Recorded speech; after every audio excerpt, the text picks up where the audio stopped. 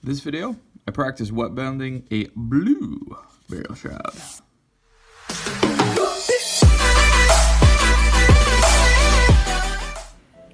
Alright, it's time to practice some more wet blending, and I decided to go with some blues this time. So we're going to start by undercoating with this festering blue. It's like a darker blue.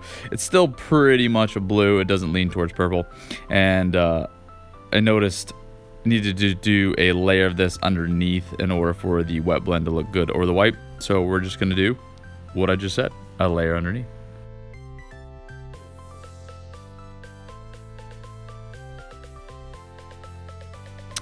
Okay, and there, all that blue is done. So here's the blues we're going to use. Again, that festering blue, it's a darker blue. We're going to use enchanted blue, which is a good mid-tone. It's a bit brighter. And then, what is this other one? Hideous blue or whatever. It's bad Citadel colors. This is a much lighter, slightly desaturated. And then we're going to mix in a little bit of glaze medium because it has some drying retarder. So, just same plan as last time. I'm going to do the darkest tone first.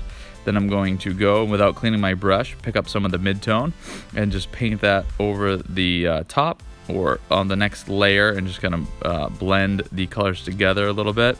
And then I'm going to go and grab the highest color and I'm going to put that over the top of that. And I'm going to keep going back and forth over the miniature and mixing between my dark tones, my mid-tones, and my light tones. So right now I've just been doing mostly the dark and the mid-tone.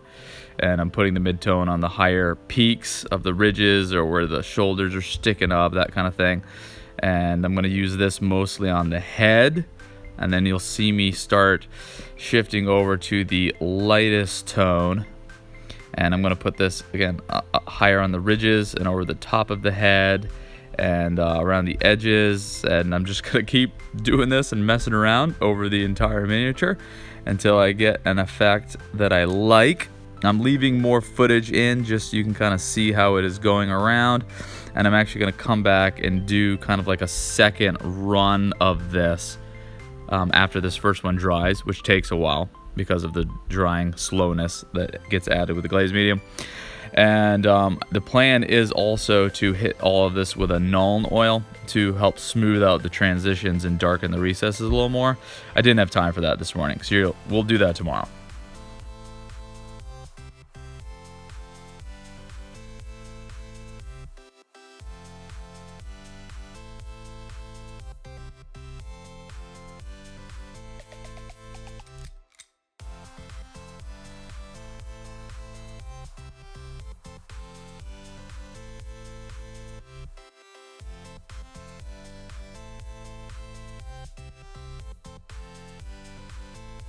Alright, after that first pass dried, I did go back for a second pass, but I really miffed my positioning on the camera, and the footage is terrible, so I cut out most of it. But again, just doing the darker down, then going to the mid-tone, pulling that up, blending it in, and then going to my highest tone over the ridges.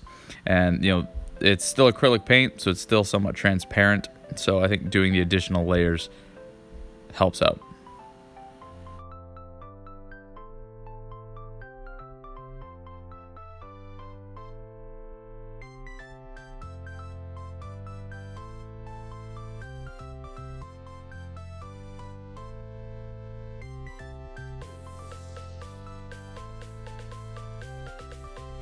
Alright, so the plan again is to hit this with a Nuln oil, but I just don't have time this morning. It's still not dry and I got stuff I gotta do. So we'll go ahead and we'll do that tomorrow first thing, and then we'll start wet blending the next cloak.